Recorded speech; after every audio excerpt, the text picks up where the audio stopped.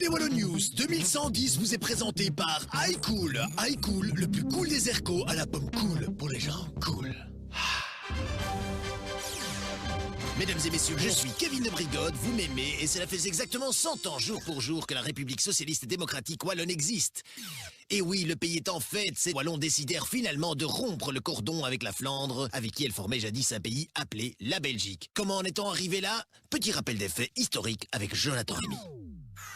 Afin qu'ils arrêtent de se taper dessus continuellement, les grandes puissances de l'époque créèrent en 1830 un pays tampon, une sorte d'airbag géopolitique, la Belgique. La Belgique est composée d'un morceau de peuple latin, nos ancêtres les Wallons, et d'un morceau de cultivateurs de patates germains, les Flamands, avec à leur tête, pour colmater un peu les brèches, un roi venu des plaines de Saxe. Au début, tout se passe bien. La Wallonie est en plein boom, de gigantesques transferts de fonds vers le nord vont permettre de sortir la Flandre de la grisaille et de construire un des plus grands ports du monde, Anvers. Mais après que l'airbag ait dû encaisser 2 guerres, la donne change. Les mines du Sud s'épuisent et les exportations de Péquet se portent de plus en plus mal. Les Wallons, travailleurs, sobres et économes. C'est à présent la Flandre qui prend le relais économique, et cela grâce à une économie orientée sur un moyen de transport qui connaîtra un boom mondial, le vélo. Et comme un vieux couple, les deux communautés vivotent tant bien que mal ensemble.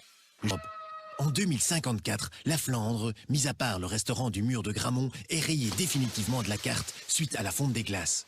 CQFD, la Flandre a coulé. En désespoir de cause, les Flamands se sont exilés sur Mars où ils vivent aujourd'hui une expérience féconde et confortable. En effet, ils sont tous seuls sur leur planète et bien contents de l'être. Merci Jonathan. Et tout de suite, merci Miss. Ah, mais je dois interrompre le journal pour une nouvelle express. La colonie martienne réclame à l'instant son indépendance. Moi, Bart de Mars, arrière-petit-fils de Bart le Cervelat, déclare l'indépendance unilatérale de la planète Mars, qui en a marre de donner ses richesses à la Terre, fainéante, alcoolique et chômeuse. Veuillez lire ma proposition en 510 tweets et signer au bas. Over and out. Cela ne finira donc jamais. Allez, bonsoir à tous. Excellente soirée sur les ondes d'AB3. Restez-nous fidèles.